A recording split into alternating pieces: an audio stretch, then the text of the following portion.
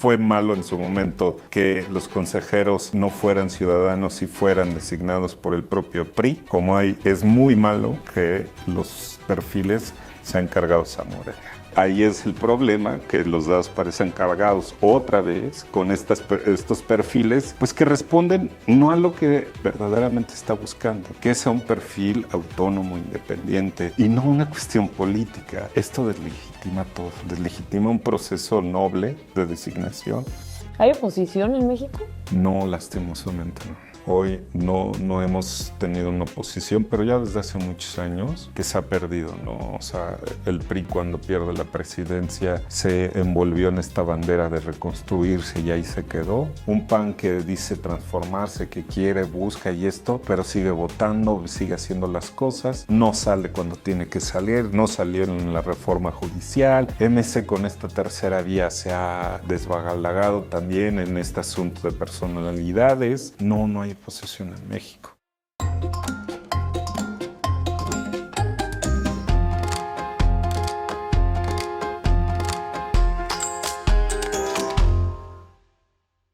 Gracias por aceptarnos este cafecito, esta plática. Y tú como analista político, ¿cómo ves justo la situación del país actualmente? ¿Cómo está México? ¿Hacia dónde vamos? Primero te agradezco mucho la invitación, muy contento de estar aquí. ¿Hacia dónde vamos? Pues resulta todavía complejo decir cuál es lo que nos espera, ¿no? Me parece que se han quedado muy cortas esas promesas de campaña, ¿no? Donde nos dijeron que todo iba a estar muy bien, que íbamos a recuperar cosas muy rápidas como el precio de la gasolina, como el tema de la seguridad, como el tema de una economía estable. Creo que en eso estará trabajando esta presidenta, la primera presidenta mujer en la historia reciente de nuestro país, pero también con esa carga importante, ¿no? De separarse de su jefe. Entonces creo que hacia dónde vamos todavía nos falta decir pues lo que realmente nos prometieron y esperaríamos de este gobierno. Bueno, separarse de su jefe, en teoría, la presidenta debería estar gobernando para todos los mexicanos. Ya no debería de tener justo un jefe, pero me parece, como me llama mucho la atención justo que los poderes, ya solamente hay un poder, ¿no? Ese es el ejecutivo, pero también el partido oficialista tiene dos demás poderes cooptados. Y me preocupa sobre todo lo del 27, lo que viene para el 27.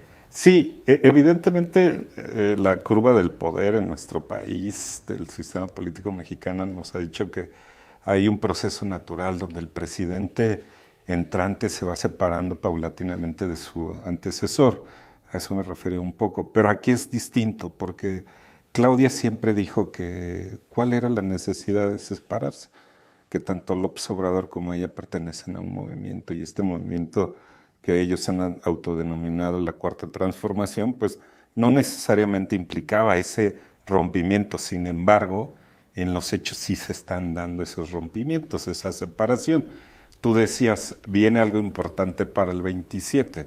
Sí, por supuesto, viene una elección intermedia importante donde normalmente se mide, pues más allá de la popularidad de una presidenta o un presidente, lo que realmente se mide es si la ciudadanía, eso que ellos llaman el pueblo bueno y sabio, realmente está de acuerdo con este proyecto, hacia dónde va, justamente a reserva de tu pregunta anterior. Y lo que aquí vemos es si hay una concurrencia de 17 estados para elegir gobernadores, que también es muy importante ver lo local, porque luego nos perdemos en el tema nacional, y la otra, pues la renovación de congresos y una serie de cosas que también se darán, sumado a una elección judicial, que es la segunda parte, que va a complicar realmente todo pues concurrencia en estas elecciones intermedias. Pero creo que lo importante es ver esta opinión de la ciudadanía a través del ejercicio del voto, si está de acuerdo o no con Claudia y con la 4T y esta manera de gobernar, ya no 6 años, sino realmente ya serían 9, 6 de la anterior y 3 de esta, que sería importante decirlo, pues ahí van la cuestión personal, pero también este proyecto de nación que ellos nos dijeron cuando llegaron al poder. que nos prometieron. Incluso hasta en el discurso inaugural, Claudia dice el segundo piso de la transformación, de la cuarta transformación. Pero me gustaría, justo, ya que tocas estos temas electorales, me gustaría enfocarnos un poquito al órgano principal, el que significa, el que debería garantizar que se lleven a cabo bien las elecciones, que garantice que, pues, que sean legales, que legitime las elecciones en el 2027 y en adelante, ¿no? ¿Qué es lo que está pasando? Porque vemos justo este órgano que está completamente controversial, tenemos la elección de 3 nuevos consejeros, tenemos también la reforma judicial, el plan B. ¿Cómo está afectando todo esto al principal órgano a quien nosotros como mexicanos le depositamos la confianza y que debería de ser autónomo? Sí, es un gran tema y es una gran pregunta, porque mira, el IFE, cuando nace, por ahí de 1991-92, de esa gran reforma, justamente permitió darle esa confianza que nos hacía falta, ¿no? Ese proceso de hacer elecciones, donde evidentemente, pues imagínate, estaban controladas por la Secretaría de Gobernación, donde había una propia autocalificación, que eso siempre me dio risa, de los electos, y luego ellos decían, todo estuvo bien, ¿no? Esa famosa autocalificación de esas reformas desde 1976 a la fecha. Y que fuimos pioneros en este tema. Es correcto, me parece que esas 7 reformas de gran calado desde 1976-77 vienen a consolidarse un poco con el nacimiento del Instituto Federal Electoral. Bueno, han pasado 30 años, llegó esta reforma en el 2014, donde dijeron, le cambiamos la F y le ponemos una N, pero no nada más era el nombre de IFE a INE. Lo que significaba es que tenía un alcance superior. Esta cuestión de fiscalizar todas las elecciones, de revisar el origen y destino de los pesos y los centavos, para evitar dinero sucio en las campañas, esta manera de que los organismos públicos electorales revisaran. Esto permitió tener un Instituto Nacional Electoral, me parece que muy sólido, muy robusto. Es una de las principales instituciones que afortunadamente son de esas desconcentradas, de esas que tienen vida propia, patrimonio propio, que han resultado muy buenas del Estado mexicano. Pero ¿qué ha pasado ahora? Bueno, pues pasó que tuvimos, también hay que decirlo, un primer INE muy protagónico con esta figura de Lorenzo Córdoba, que salía constantemente pues a debatir, a darle la cara al gobierno de López Obrador en esa confrontación, que me parece que no ayudó mucho, también eso hay que decirlo. Y ahora tenemos un INE que al revés no sale, un INE que no hace declaraciones, un INE de una presidenta, Guadalupe Taddei, que esperábamos mucho, porque venía del trabajo interno, de estas cuestiones de un organismo público local, que sabíamos que traía carrera propia, que traía independencia, autonomía en las decisiones, pero que lastimosamente ha tenido una actitud y una toma de decisiones pues muy cargadas los dados hacia un solo partido político. Esto es por la designación y eso lo uno al proceso de designación que estamos llevando a cabo ahorita en la Cámara, donde estás 3 consejerías que terminaron su ciclo constitucional y que tienen que renovarse, porque ahí es donde está el quid del asunto, me parece. Si no nos gusta cómo son las designaciones, entonces tendríamos que cambiar cómo son las designaciones.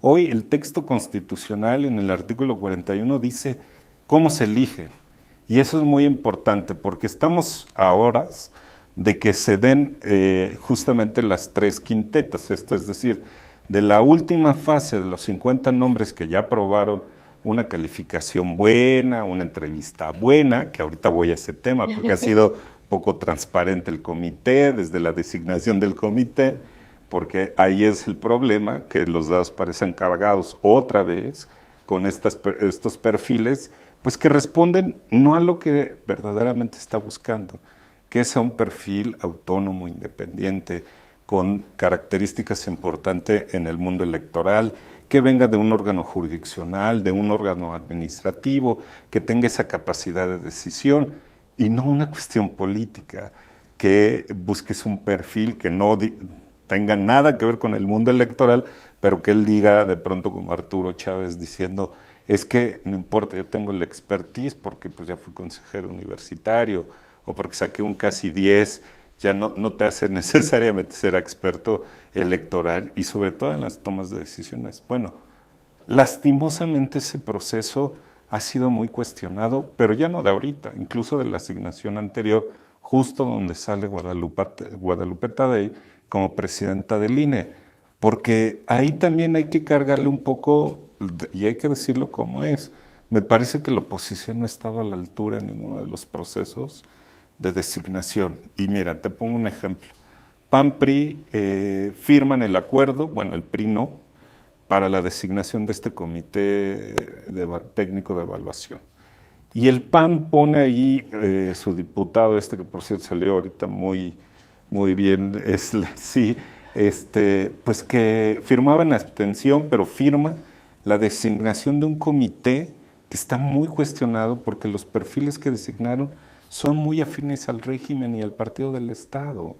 ¿Qué significa eso? Tienes a una magistrada en funciones, tienes a un ex magistrado de la sala especializada, tienes a un perfil que viene del INE, que unos días previos renunció, pero que está ahí, vienes de otra persona que compitió en la elección judicial. Es decir, híjole, si esto no es, te está dando una gran señal, imagínate, pero súmale que el comité no ha sido claro ni siquiera en la manera en que ha calificado, en la manera en que ha entrevistado a los perfiles. No sabemos ni qué preguntas les han hecho. Es correcto. Él sube ahí las entrevistas, pero las sube después y no te dice qué criterios tomó para definir. Perfil 1, bueno, él representó tanto. No te lo dice, nada más él pone la entrevista y tú saca tus deducciones y hazle como gustes para entender cuáles fueron los criterios que él tomó. Pero súmale a eso que el Tribunal Electoral modifica la convocatoria y le dice al comité técnico, oye, tienes que meter acciones afirmativas. Esta figura que ha sido muy padre, muy importante, pero que lastimosamente se ha usado políticamente para cumplir algo. Tanto los partidos políticos tradicionales como las propias designaciones. Y ponen a perfiles que hoy no necesitarían de decir como una persona discapacitante o como una persona que se autodescribe como indígena. Es decir, lastimosamente, con esta manera de que algunos perfiles se autodenominaron así, pues han avanzado y eso les garantiza estar finalmente en las quintetas, porque ese era el mecanismo de designación. Creo que esto, a una pregunta tuya decías, deslegitima. Esto deslegitima todo. Deslegitima un proceso noble de designación, porque hay personas que podrán tener una capacidad importante en el mundo académico, pero no necesariamente tienes el expertise en un organismo autónomo administrativo o en un organismo jurisdiccional cuando ya impartes justicia electoral. O sea, el INE hoy toma las decisiones importantes de estructurar no solo una campaña, una elección, el respeto a los topes de financiamiento, una serie de cosas importantes que después serán calificadas por el Tribunal Electoral o los tribunales. Tú imagínate este tipo de decisiones que en un Consejo General donde hay mucha afinidad solo a un partido político. Esto es lo que genera, pues lo que muchos hemos dicho en su momento desde López Obrador, la colonización de los órganos autónomos e independientes. Principalmente, que es el INE, que había sido el gran bastión, el que toda la ciudadanía habíamos puesto la fe en él, en el sentido de organizar elecciones, de darnos resultados rápidos, de quitar esos fantasmas del fraude electoral, de no tener claridad en los pesos, en los centavos, en la fiscalización. Bueno, ahora va a estar como muy cargado hacia un solo color y hacia el régimen hoy que estamos viviendo. Ahora, también me gustaría preguntarte justo, ¿no? O sea, tenemos esta tendencia de que este órgano que debería ser autónomo, repito, y que ahora lo vemos pues un tanto cooptado por el oficialismo, por el partido en el poder, y que además ya tiene...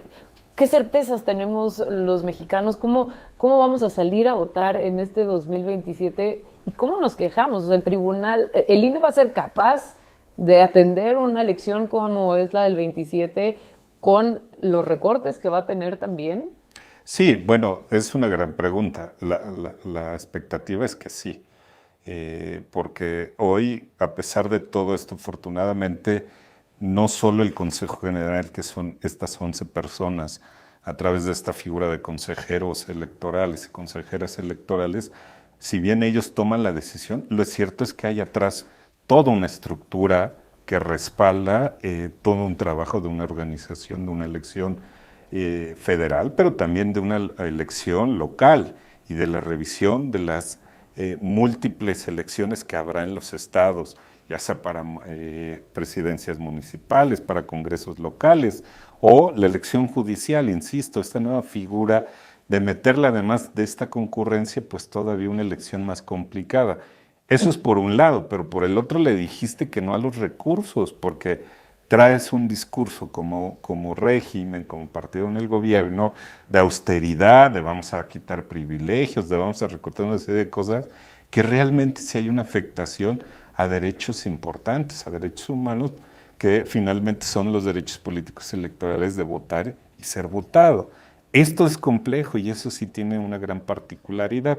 La respuesta tiene que ser sí sigamos confiando en el INE, porque, insisto, hay una estructura que ha sostenido al Instituto Nacional Electoral en lo que algunos de nosotros decimos los INEs chiquitos, es decir, estas juntas distritales, municipales, que son los que trabajan en el día a día con la ciudadanía, aquel persona que va a tu puerta, toca y te invita a hacer un CAE o un supervisor electoral, o estas figuras que tocan en sus campañas permanentes de credencialización. Es decir, creo que hay un INE sólido. Lo que genera a veces es el conflicto de 11 personas que deciden una serie de acuerdos importantes administrativos donde dan origen a pues esta particularidad de sospechosismo, si está cargado hacia una sola fuerza política o si la decisión, como después se ha dado en el caso del Tribunal Electoral del Poder Judicial de la Federación, si tienes una sala superior que ya ha estado partida y que ya ha tenido este dejo de, pues, con olor a un solo partido político, ¿no? Eso es lo cuestionable y eso es lo que va demeritando la calidad democrática de nuestro país. Y eso me parece que es otro tema que muy poco también se ha hablado. Dicen que nuestras elecciones en México son caras. Sí, pero son seguras, son confiables, son altamente capaces de emitir un voto en la paz, en la tranquilidad. Tú no has visto como en otros países donde se irrumpe una serie de cosas y no hay unas elecciones libres, democráticas, abiertas.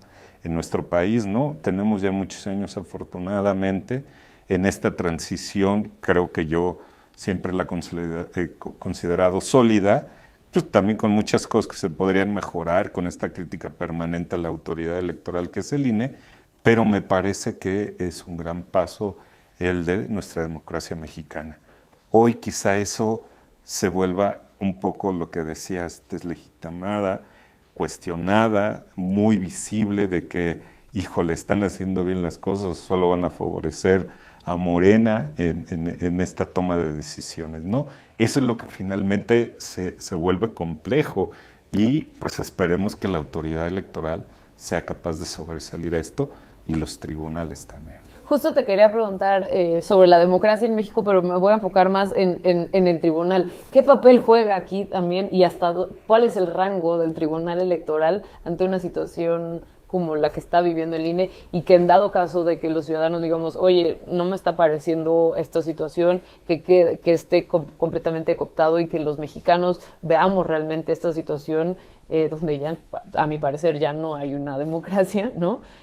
Aunque sigue habiendo ese derecho justo para salir a votar, pero ¿Cuál es el papel del tribunal? ¿Cuál es la cancha? ¿Cuál es el rango en el que va a poder jugar el tribunal electoral? Bueno, el tribunal también ha sido muy cuestionado en esta toma de decisiones, primero como un órgano colegiado, porque la sala superior es el diseño constitucional, es la última fase, la última etapa, la última toma de decisión donde lo que resuelva, pues es lo que es y se acabó. Imagínate sus decisiones, ¿no?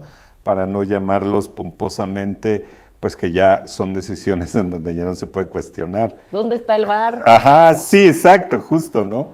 No, ahí ya no, lo que dice es y se acabó. A veces son decisiones poco populares, sí. A veces son decisiones impopulares también. Pero ¿sabes cuál sería el asunto importante? Que sean decisiones jurídicas, legales, constitucionales. Eso es lo que tendría que estar garantizando un tribunal de alzada, en la última instancia, donde se determina todo, para darle esa certeza, esa transparencia, esa legalidad de una decisión final.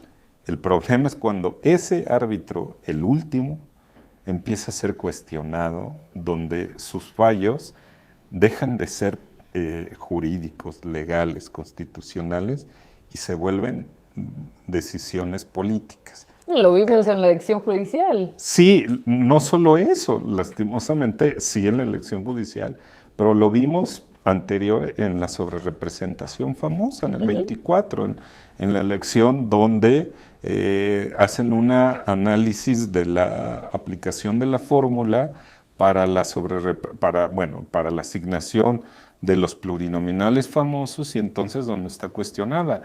Ahí de pronto dices, híjole, pero esa es la misma fórmula que aplicó Lorenzo y su banda en los procesos anteriores. Sí, fue la misma. Entonces, ¿dónde estuvo la mala interpretación? Y ahí es donde se empiezan a generar una serie de condiciones que dices, esto no ayuda a la democracia. Yo, a diferencia de ti, todavía sigo creyendo que vivimos en un estado democrático, porque si nos quitan eso, me parece que entonces sí ya va a ser muy complicado. Si empezamos a decir de si estamos en un estado totalitario, autoritario, o en una, pues, de estas visiones que solo recuerdo mis clases de filosofía política, pues entonces ya, adiós, ¿no? Ya te diría, híjole, creo que me voy a dedicar a hacer tortas y se acabó, porque, pues hoy todavía... Que el jitomate subió de precio. No, yo lo puse y no sabes cómo se me fuera la encima. No, claro, por supuesto, todavía hay indicios de esta parte democrática de un país, ¿no? Cuando ya no puedas votar libremente, cuando te quiten ese derecho a ser votado, entonces sí, ahí sí me vuelves a buscar y ya te diría evidentemente que Ya pues, no hay democracia. ya es democracia, ¿no? Me parece que hoy todavía tenemos los elementos. Lo importante es no seguirlos perdiendo, porque el asunto legislativo y del marco regulatorio que ha tenido de pronto el régimen en esta parte, pues ha dejado mucho que desear con las libertades y este derecho a la libre expresión. Me parece que ahí sí, cuando empiezas a meterte ya en temas de te voy a juzgar y te voy a quitar o garantízame tu teléfono y regístralo y tus cuentas personales, ahí ya estamos avanzando a otro tema. Pero bueno, ese es otro análisis que también se podría hacer del marco regulatorio. Okay. Sí, urge porque sí avanzaron muy complejo Morena y sus aliados en las cámaras. Sí hubo... Desde la Corte, con la decisión de la UIF. Sí, claro, pues no solo la Corte, o sea, la Corte me parece que, bien lo dijiste tú, cuando realmente ya no hablamos de una división de poderes en nuestro país, donde se rompe todo y el Ejecutivo controla los otros dos poderes, entonces ya hay algo está pasando y verdaderamente mal, complejo. Hoy creo que el único bastión que todavía nos sigue quedando será pues nuestra democracia, o seguir buscando eso, porque es ahí, a través del voto popular, quien podemos refrendar si un partido político lo ha hecho bien o si queremos cambiarlo y queremos que este país cambie otra vez. Ya tuvimos un pasado de 70 años, tuvimos 2 gobiernos azules donde también fueron altamente cuestionados porque habían generado una expectativa. Nunca habíamos tenido un gobierno de izquierda. Hoy tenemos un gobierno de izquierda y tampoco nos está gustando mucho lo que está pasando. Pues no, la verdad es que no es tan de izquierda. Estoy completamente de acuerdo. Porque hay una mezcla de personajes de otros partidos que eran de derecha. Sí, yo estoy completamente de acuerdo, pero en el origen, en teoría, era de izquierda, ¿no? A lo mejor no ese PRD que nació también en los 90, pero en teoría pues venía de ser la izquierda, la oposición de este país. Hoy eso se perdió con López Obrador y con Claudia, lastimosamente, y bueno, pero será a través de la democracia y del ejercicio del voto si queremos que esto continúe. Ahora, ¿cuáles son nuestras opciones como mexicanos? O sea, si yo no estoy a favor de esta situación, ¿dónde me puedo quejar? ¿Qué puedo hacer justamente para seguir luchando por la democracia al final? Bueno, tienes muchas opciones como ciudadano a través de el día a día de un marco regulatorio, de interponer, pues aunque ya resulta muy complicado, amparos y una serie de cosas, pero ahí tienes mecanismos democráticos para hacerlo. Pero yo siempre voy a apostar por el tema de votar y ser votado. Y la mayor parte donde me parece que el ejercicio de un ciudadano tendrá la obligación y el derecho de salir a votar cuando te toque salir a votar y no quedarte con ese nivel de abstencionismo que tenemos.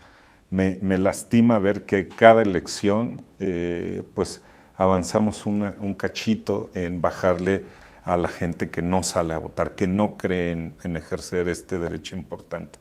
Pero luego nos quejamos justamente y decimos, oye, creo que tenemos un mal gobierno y esto. Pues sí, pero no saliste a votar y no saliste a ejercer tu derecho.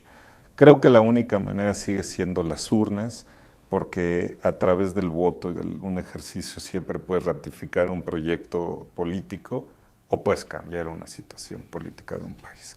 Hoy habrá otros, las redes y una serie de cosas de poder defenderte de estos movimientos ciudadanos que nacen como el 1, 2, 3 y cosas de ese estilo, o en otros países a defender causas, sí, esos son importantes y siempre son bienvenidos.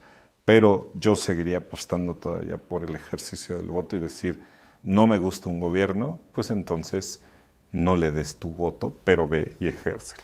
Creo que seguirá siendo, para mí todavía esa opción pues la más adecuada. Oye, vámonos con los pronósticos. Sí. ¿El INE va a estar capacitado y va a tener justo esta infraestructura que necesita con estos nuevos recortes? Sí, porque tiene la experiencia y lo ha hecho durante estos 30 y tantos años que ha funcionado como instituto ciudadano. Creo que sí lo tiene, a pesar y en contra de los recortes que el propio Morena le hace cada año, lo va a hacer y lo va a hacer bien. Ahora, si me preguntas con esta nueva llegada de 3 personajes, la toma de decisiones, ahí ya te diría, es otra cosa lo que tendría que esperar, ¿no? Ok, para mi siguiente pregunta era, ¿podemos confiar como mexicanos en el INE ahora con estos nuevos 3 consejeros? Sí, sí podemos confiar. Lo que tendríamos que hacer es cuestionarlos y visibilizarlos diario, ¿no? Si uno de ellos o una de ellas al momento de llegar emite una decisión muy cargada a algo, pues tendremos que hacerlo evidente y decir, oye, tu papel es otro, ya estás aquí, hoy representas a muchos ciudadanos, al árbitro electoral autónomo e independiente, y de ti dependen las decisiones que este país tome. ¿El INE será un órgano autónomo todavía?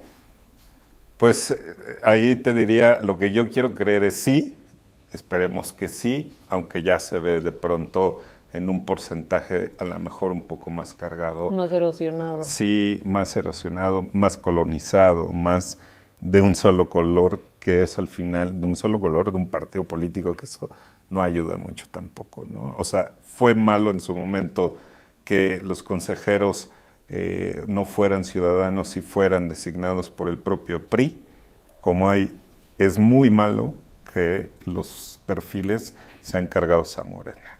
Hay que decirlo, creo que los dos excesos siempre son muy malos. Esperemos que todavía esta parte dura y pura del INE siga prevaleciendo. Había un bloque importante, se les dijo un bloque bueno y un bloque malo, y eso les lastimaba mucho, cuando los señalábamos, pero era necesario señalarlos, porque sí había dos bloques. Me parece que ahora puede haber la oportunidad de unificar esto con quien llegue, ¿eh? Con independencia, si huele o no a un partido político, puede unificar eso y evitar que tengas un órgano dividido, porque acuérdate que las designaciones de directores ejecutivos y todo no se pudo llevar a cabo. Y hoy hay puros responsables ahí provisionales, porque no hubo ese consenso, porque estaba muy claro la división del bloque bueno y del bloque malo. Creo que hoy puede ser una oportunidad de hacer un solo bloque. ¿Hay oposición en México? No, lastimosamente no. Hoy no hemos tenido una oposición, pero ya desde hace muchos años que se ha perdido, ¿no? O sea, el PRI cuando pierde la presidencia se envolvió en esta bandera de reconstruirse y ahí se quedó. Tiene un proceso, me parece que muy complejo, no ha salido, ha estado ausente. Un PAN que dice transformarse, que quiere, busca y esto, pero sigue votando, sigue haciendo las cosas, no sale cuando tiene que salir, no salió en la reforma judicial, no se vio, creo que ahí incluso uno de los votos decisivos vino del PAN. MC con esta tercera vía se ha desbagalagado también en este asunto de personalidades, ¿no? No hay oposición en México.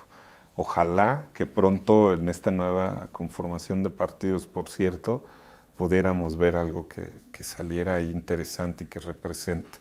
Pero yo también ahí te diría, siempre he creído en las candidaturas independientes. De pronto puedes tener como un Milei ahí raro en la vida, pero también puedes tener una sorpresa estilo europea que te puede dar una joya de encontrarte un perfil independiente que pueda cambiar el rumbo de este país también. Un empresario, no lo sé. Quizás. Ahí hay uno que busca, quiere, quizá pueden. Ajá, entonces imagínate, siempre hay la posibilidad, sí, pero también, y con esto cierro esta pregunta tuya, también creo en los partidos políticos, ¿sabes? O sea, sigo apostando que son los únicos correas de transmisión entre el poder político y la ciudadanía. Mientras no tengamos esta vía y esta oportunidad tan real de los candidatos independientes, yo los creo y sí pueden ser capaces, pero lastimosamente ha sido una figura que en nuestro país no ha pegado mucho. ¿El INE cambió o es un órgano completamente distinto al que inició como IFE? No, el INE cambió cosas para bien, otras no tanto, otras que podría ir mejorando.